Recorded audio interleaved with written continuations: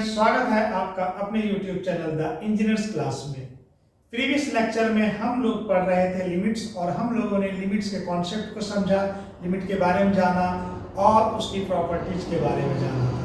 तो आज हम लोग आज के लेक्चर में जानने वाले हैं कुछ लिमिट के रूल्स एंड कुछ मेथड्स जिसके द्वारा हम लोग लिमिट के क्वेश्चन को सॉल्व करेंगे। तो आइए शुरुआत करते हैं हम अपना आज का सफर।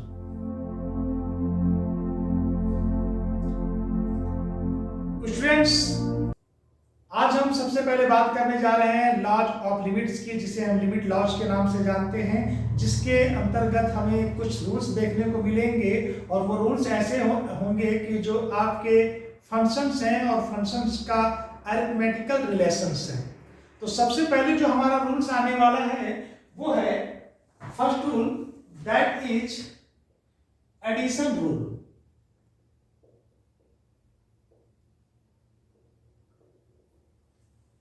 एडिशन रूल के बारे में मैं चर्चा करूं इसके पहले मैं कुछ फंक्शन को एज्यूम करता हूं और उसकी लिमिट की वैल्यू को मैं यहां पर बोर्ड पर आपके सामने लिखता हूं।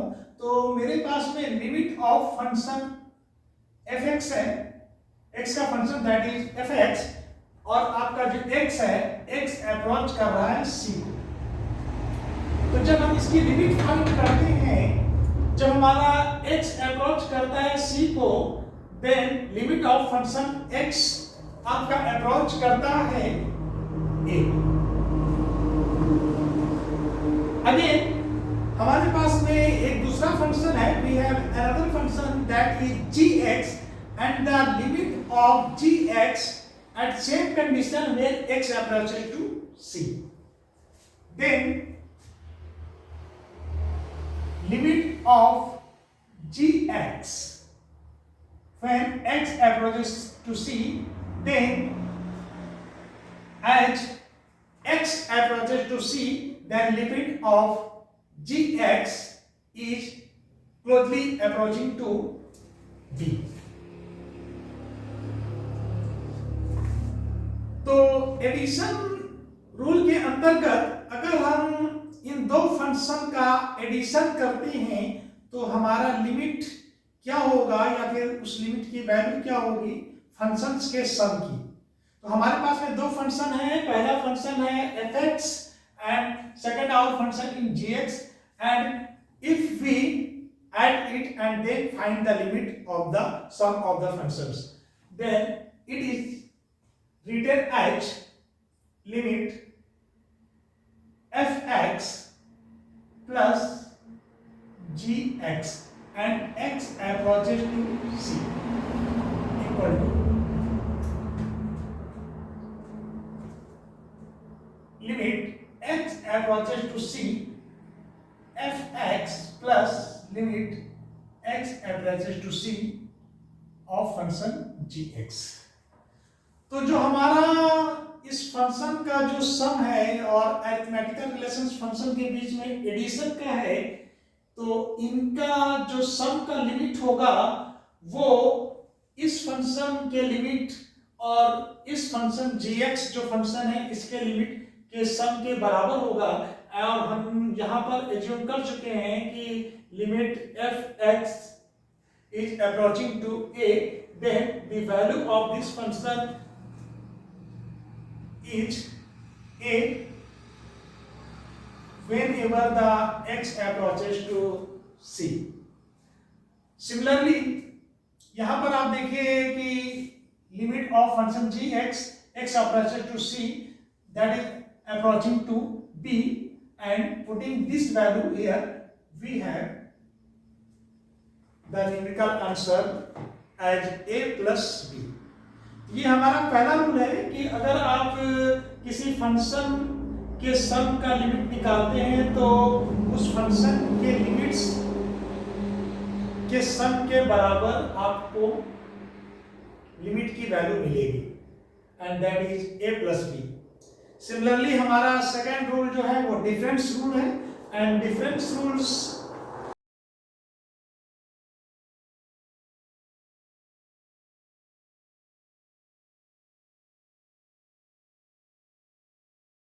डिफरेंस रूल्स का हमारा जो स्टेटमेंट है वो है limit x approaches see fx minus gx, and it is also behave like above relation, and limit fx x approaches c minus limit of gx x approaches to c, and the value of limit of function fx is a, and the value of limit of function gx is b, and that is a minus b. Again, third rule is product rule.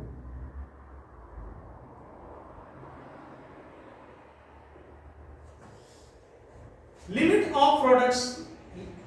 of product of two functions can be written as fx into gx, and it is just like that, fx x approaches to c into limit of gx x approaches to c, and value for this is a, and value for this is b, and our answer of limit of sub function is approaching to a product b. Again we have quotient rule.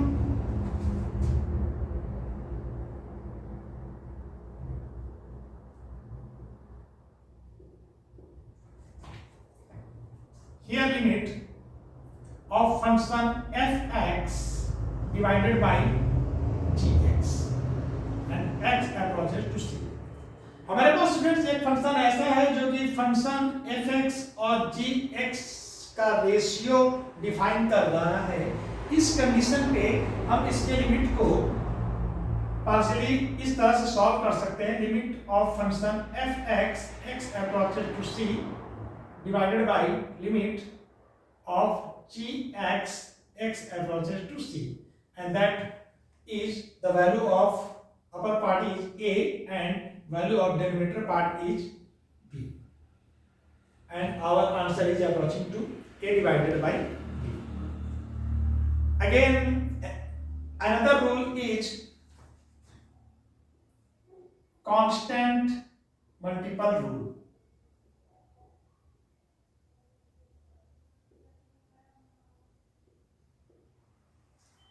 अगर हमारे पास एक function ऐसा है कि जो कि किसी function का कॉफिशिएंट का मल्टीपल है, और जो वो कॉफिशिएंट है उसे हम लोग डिनोट कर रहे हैं k से, और फंक्शन हमारा fx है, और वो फंक्शन जो है वो u बराबर k fx है, एज u बराबर k fx। तो u हमारा x का फंक्शन है जो कि डिफाइन है k fx, where k is a coefficient. Then अगर हम इसकी लिमिट फाइंड करते हैं तो limit x approaches to c and k fx,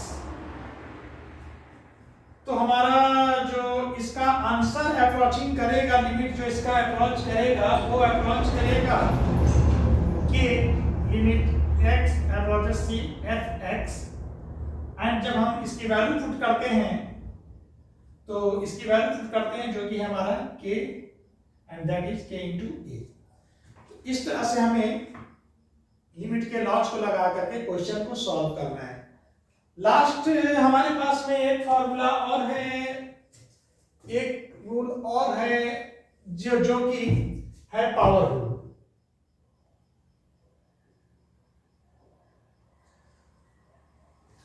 power rule का रिलेशन किसी फंक्शन का ऐसा आता है कि अगर हमारा एक फंक्शन u है, यहां पर we have a function u, and function u जो है x पर डिफाइन है, वो इस प्रकार डिफाइन है कि वो f(x) का पावर r/s। देन अगर मैं इसकी लिमिट फाइंड करूं लिमिट एफ एक्स का power r by s and x approaches to c, then value of fx is a. For the limit x approaches to c, that is a, and it will be a का power r by s.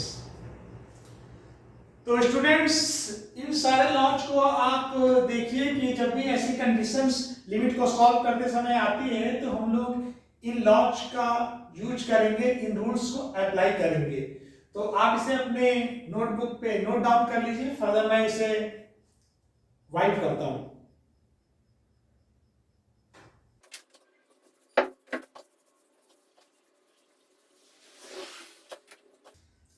So students, in laws को समझने के लिए और जो rules हमें मिले हैं अरिथमेटिकल रिलेशन ऑफ फंक्शंस के लिए, इसको अप्लाई करने के लिए हम लोग एक एग्जांपल लेते हैं। और हमारे पास में एक सैंपल क्वेश्चन इस तरह से है कि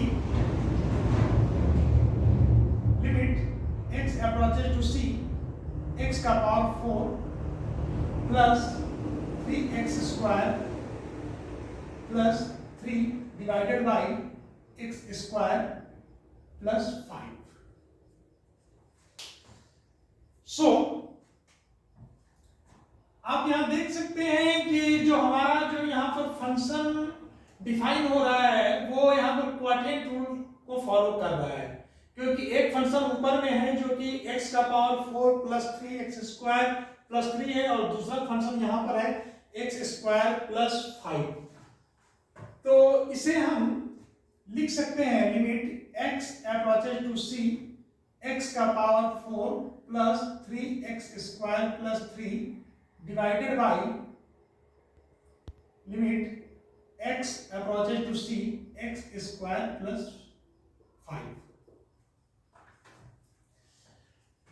तो ये हमारा यहां पर क्वाड्रेंट रूल अप्लाई हो गया है।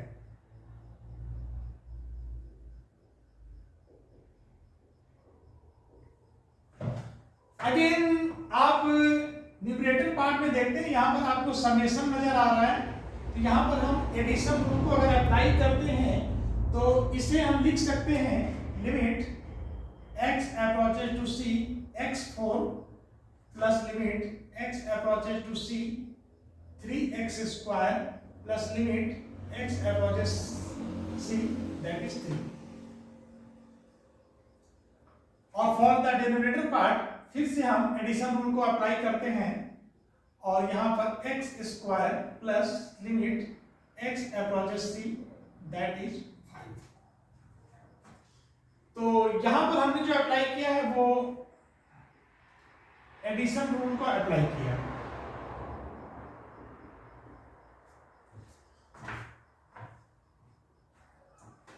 अगेन आप इस पार्ट में देखिए आकर के कि यहां पर जो हमारा पार्ट ये 3 जो है कोएफिशिएंट की तरह है और यहां पर हम लोग कोएफिशिएंट मल्टीपल रूल को अप्लाई करेंगे। तो ये हम इस प्रकार लिख सकेंगे limit x approaches c, x4 plus limit x approaches c, sorry 3 is the multiple coefficient, then 3 को हम बाहर ले आते हैं और फिर से लिखते हैं limit x approaches to c, x square plus limit 3x approaches to c। Again limit x approaches to c, x square plus limit x approaches to c 5। अब हम लोग बाय पुटिंग डायरेक्ट मेथड से इस limit को solve करते हैं। Bye putting direct method में क्या होता है कि जो हमारा फंक्शन x जो c को अप्रोच कर रहा है वहां पर हम लोग c की वैल्यू को डायरेक्ट पुट अप कर देते हैं, जो कि ये मेथड ही हमारा कहलाता है by putting direct method. So after putting the value of x we have answer as c का power 4 3c square and plus 3 divided by, again यहाँ पर x की जगह हमने c रखा, ये c स्क्वायर हो गया और यहाँ पर c नहीं, यहाँ पर 5 हो गया और हमारा आंसर कुछ इस प्रकार से आ गया। यहाँ पर जब मैंने c का पावर 2 रखा है, जो कि हमारा फंक्शन x का पावर 2 था, तो यहाँ पर हमने जो है पावर रूल को भी अप्लाई किया हुआ है। So students, you can write here both rules, that is power rule and coefficient multiple. तो हमारे इस क्वेश्चन में जो हमारा c है वो एक कांस्टेंट वैल्यू है। अगर उसकी जगह कोई न्यूमेरिकल वैल्यू होती तो हम उस वैल्यू को पुट कर रहे थे। If x approaches to 2, then answer will be look like as 2 का पावर 4 एंड 3 into 2 का पावर 2 and plus 3 into 2 का पावर 2 plus 5। ओके, तो हम लोगों ने लिमिट लॉज के बारे में जाना। अब हम लोग चलिए जानते हैं लिमिट को सॉल्व करने के कुछ मेथड्स के बारे में। तो मैं बोर्ड को पहले वाइप करता हूं, आप लोग इसे नोट डाउन कर लीजिए। अगेन हम आगे बढ़ते हैं। तो स्टूडेंट्स, लिमिट को सॉल्व करने के पहले मेथड के बारे में जानने के लिए हम एक सैंपल क्वेश्चन आपके सामने रखते हैं, और वो क्वेश्चन है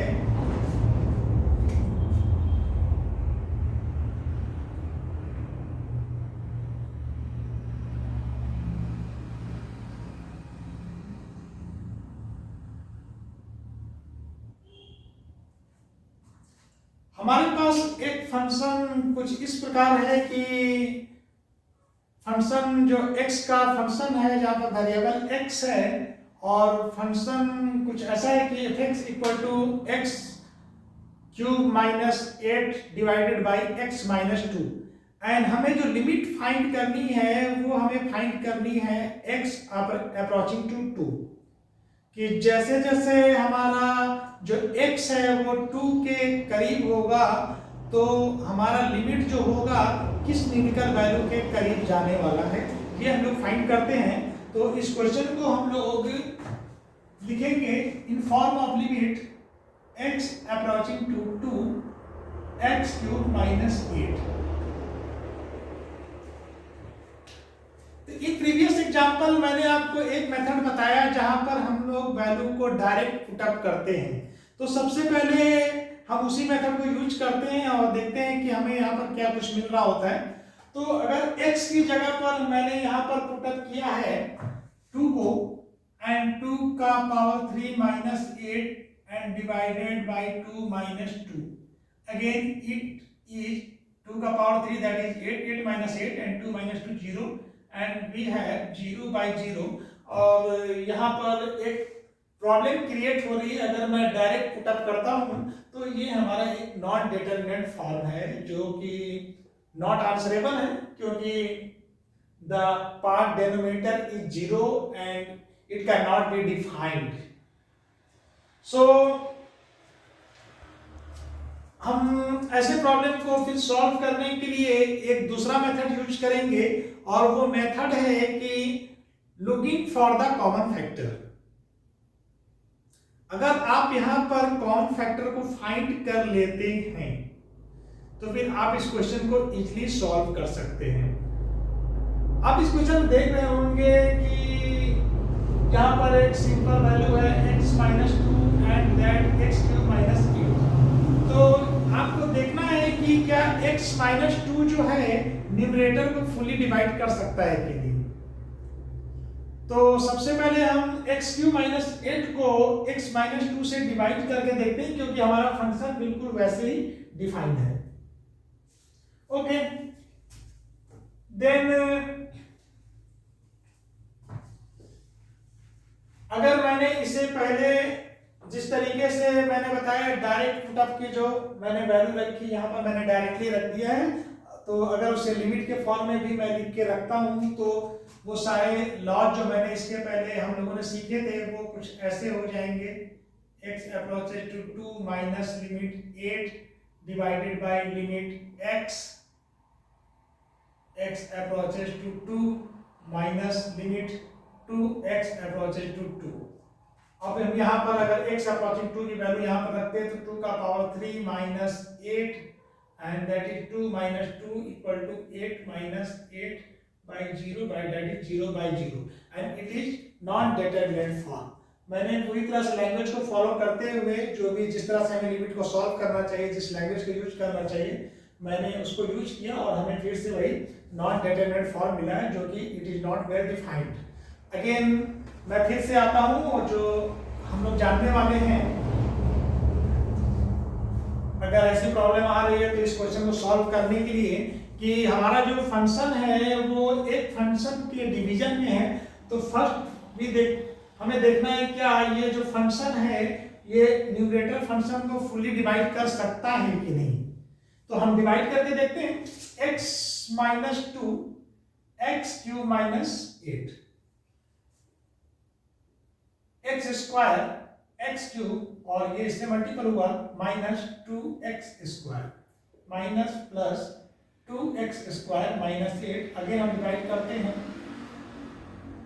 मल्टीपल करेंगे 2x से 2x और ये हो गया 2x square minus 4 that is minus plus and 2x था ये 4x हो गया 4x माइनस 4x माइनस 8.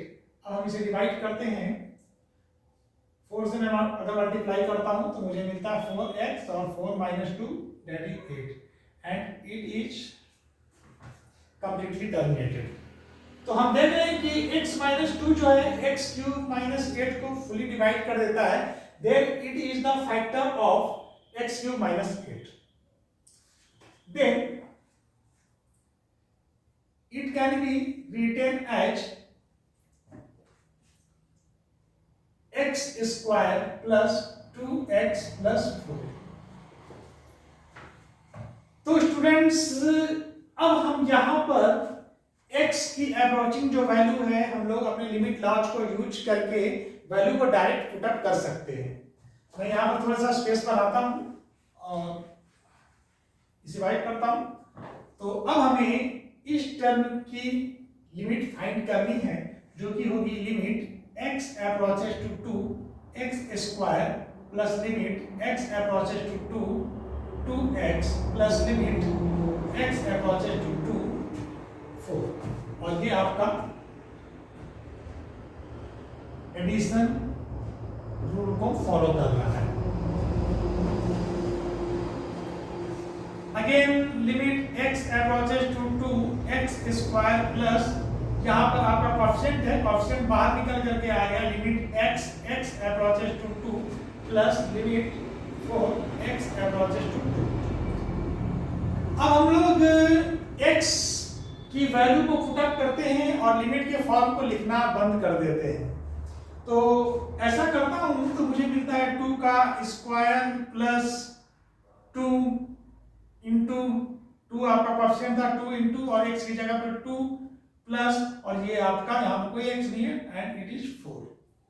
तो हमारे पास आया 4 plus 4 plus 4 it is 4. So the limit of function if it is defined as x cube minus 8 divided by x minus 2 whenever x approaches to 2 then the limit of this function is approaching to 12. तो students इस तरह से भी आप question को solve कर सकते हैं. अब इसके बाद हम आते हैं आपको एक और मेथड बताते हैं क्योंकि यहाँ पर जो हमारा डिनोमिनेटर था वो आपका न्यूमरेटर का कॉमन फैक्टर था. तो कॉमन फैक्टर था तो हमने डिवाइड करके इजीली इसे सॉल्व कर लिया. अब हम लोग अपने दूसरे मेथड में कॉमन फैक्टर को पहले प्रोड्यूस करेंगे बाद में उसे टर्मिनेट करेंगे. तो उसके लिए हमारा अगला क्वेश्चन कुछ इस प्रकार है.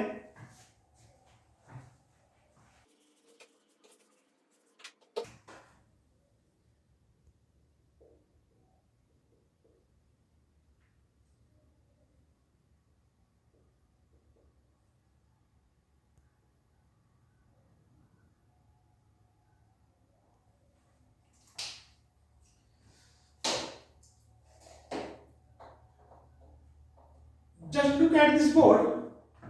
we have the function that is defined as under root of 5h plus 4 minus 2 divided by h, and where limit is behaving like as h is approaching to 0. तो हमें लिमिट फाइंड करना है जब h हमारा जो है वो 0 को अप्रोच कर रहा है, तो इस फंक्शन का लिमिट किस वैल्यू को अप्रोच करेगा। तो इस क्वेश्चन को सॉल्व करने के लिए सबसे पहले हम क्या करेंगे कि कॉमन फैक्टर को प्रोड्यूस करेंगे, क्योंकि आप यहाँ पर देख रहे हैं कि न्यूमरेटर पार्ट जो हमारा है और ये हमारा डिनोमिनेटर पार्ट है। अगर मैं ऊपर के पार्ट को इससे डिवाइड करता हूँ तो हमारा जो डिवीजन होगा वो फुल्ली टर्मिनेट नहीं होगा। तो हम कह सकते हैं कि हमारा जो डिनोमिनेटर पार्ट है ये इसका फैक्टर नहीं है। तो अगर ये इसका फैक्टर नहीं है तो इस क्वेश्चन को सॉल्व करने के लिए सबसे पहले हम लोग कॉमन फैक्टर को प्रोड्यूस करेंगे, और इस कॉमन फैक्टर को प्रोड्यूस करने के लिए हम लोग क्या करेंगे कि रेशनलाइजेशन करते हैं। देन इट विल बी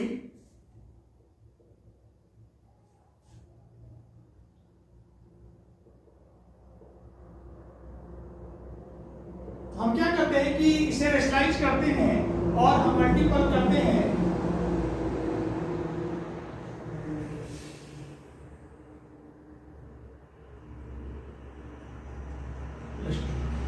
इस साइन को चेंज करके हम इसे numerator side and denominator side दोनों साइड से अगर हम मल्टीपल कर देते हैं तो हमारा फॉर्म चेंज हो गया है, लेकिन जो हमारी टोटल वैल्यू थी इस फंक्शन की वो भी पहले की तरह ही बची हुई है।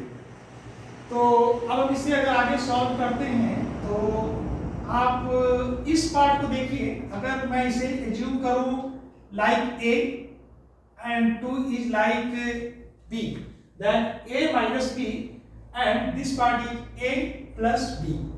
तो a minus b a plus b और दोनों का प्रोडक्ट हो गया a square minus b square. तो हम लोग इसको लिख सकते हैं रूट 5h प्लस 4 का स्क्वायर माइनस 2 का स्क्वायर, और डिनोमिनेटर साइड में ये h का मल्टीपल हो जाएगा 5h plus 4 plus 2।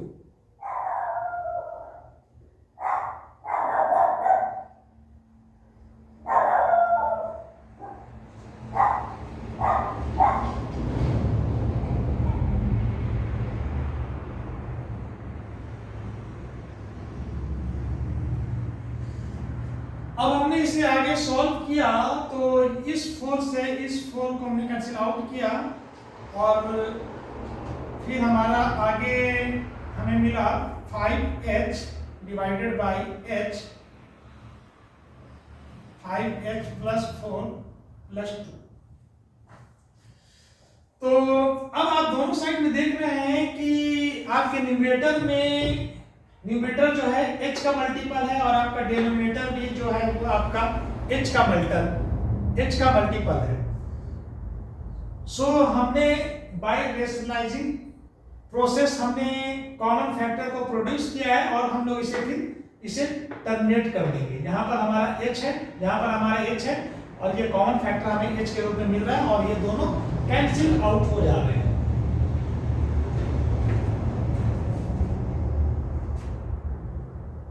Then we have limit h approaching to 0 under root 5h plus 4 plus 2।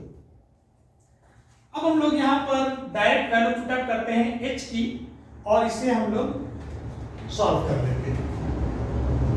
तो डायरेक्ट वैल्यू पुट अप करने के बाद में हम लोग लिमिट का साइन लगाना बंद करेंगे, और ये आपका हो जाएगा 5 बाई h बराबर था अप्रोचिंग था 0 के प्लस 4 प्लस 2, दैट इज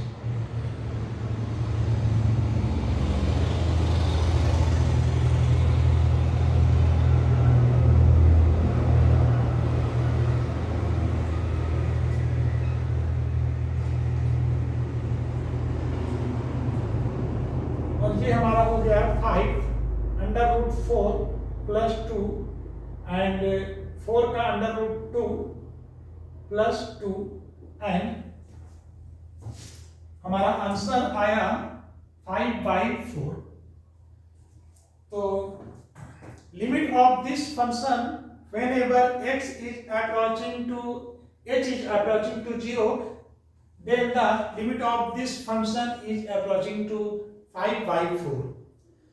तो स्टूडेंट्स, हम लोगों ने आज कुछ बातें सीखी लिमिट के बारे में, और काफी सारे क्वेश्चंस हम लोग एक्सरसाइज से भी करेंगे। लेकिन सबसे पहले हम लोग लिमिट के जो बस फंडामेंटल्स प्रॉपर्टीज हैं, उन्हें कैसे सॉल्व करते हैं, उनके लॉज हैं, उनके बारे में हम लोगों ने जाना।